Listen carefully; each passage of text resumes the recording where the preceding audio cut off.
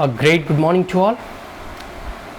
देखिए आज हम जो है पॉलिटिकल साइंस और इंटरनेशनल रिलेशन 1985 का एक क्वेश्चन है, उसे हम समझने का प्रयास करेंगे। ठीक है, क्वेश्चन 1985 में पूछा गया है, बहुत ही पुराना क्वेश्चन है, लेकिन क्वेश्चन तो रिपीट नहीं होता, लेकिन थीम और कंटेंट जो सिलेबस का पार्ट है वो बार बार रिपीट होते हैं। क्वेश्चन प्रीवियस ईयर का क्वेश्चन हमें इसलिए जानना चाहिए, इसलिए समझना चाहिए, क्योंकि जो पूछने का तरीका है यूपीएससी का वो हमें आसानी से समझ में आ जाए। अब देखिए क्वेश्चन क्या है, उसे पहले पढ़ लेते हैं। Right a critical note on the more important theories and approaches in the field of comparative politics. देखो, कंपैरेटिव पॉलिटिक्स बच्चों को बहुत डिफ़िकल्ट लगता है। ये हमारा जो है पॉलिटिकल साइंस और international relation paper 2 section A का सिलेबस में दिया हुआ है। ठीक है, तो कंपैरेटिव पॉलिटिक्स बच्चों को डिफ़िकल्ट लगता है। यहाँ पूछा जा रहा है कि जो तुलनात्मक अध्ययन होते हैं उसके जो जो थ्योरीज़ हैं और जो जो अप्रोच हैं, ठीक है, तरीके हैं, किस फील्ड में, कंपैरेटिव पॉलिटिक्स के फील्ड में, उसे हमें बताना है। ठीक है, उस पर हमें क्रिटिकल नोट लिखना है। आगे पढ़ते हैं कि in terms of their contribution to the understanding of non western political process.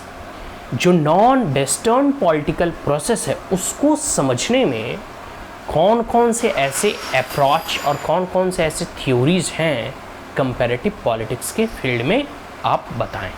देखो, एक तो होता है वेस्टर्न वर्ल्ड, पश्चिमी जगत है।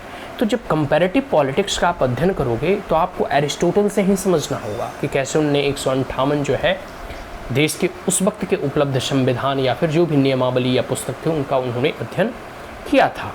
वहाँ से शुरू अगर आप करते हैं तो वो पश्चिमी जगत की बात करते हैं। और जो मॉडर्न पॉलिटिकल कंपैरेटिव पॉलिटिक्स आया और मॉडर्न पॉलिटिकल थिंकर ने और पॉलिटिकल साइंटिस्ट और स्कॉलर ने जब उसे डिस्कशन करना चाहा तो वो मुख्यतः जो वेस्टर्न डेवलप्ड नेशन थे उसको उन्होंने जो है एग्जाम्पल के तौर पे या उसका केस स्टडी किया।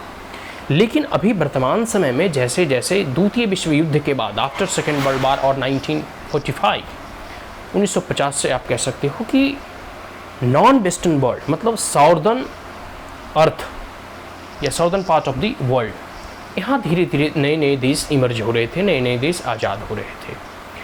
तो अब क्योंकि ये देश बनकर उभर रहे थे तो अब इन देशों का कंपैरिजन भी ज़रूरी है कि इन देशों का कैसे एक जियोग्राफिकल फीचर जो है, उसके क्लाइमेटिक फीचर किस प्रकार से उस देश की अर्थव्यवस्था को प्रभावित करती है, कैसे उसको उसकी सोशो इकोनॉमिक कंडीशन उस देश की राजनीति को प्रभावित करती है, इज़न्ट इट।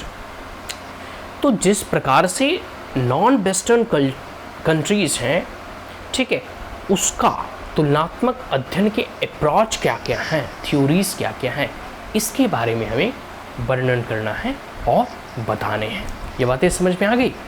ठीक है, आशा करता हूँ कि ये प्रश्न समझ में आ गया होगा।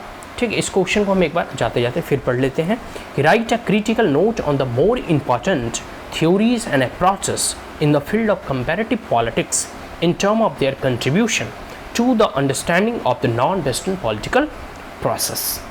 समझ में आ गया? अब हम लोग नेक्स्ट क्वेश्चन समझेंगे नेक्स्ट वीडियो में। एंड अगर आप हमारे चैनल पे पहली बार आए हैं then you like it, share it as well as subscribe it. Thank you, have a great day.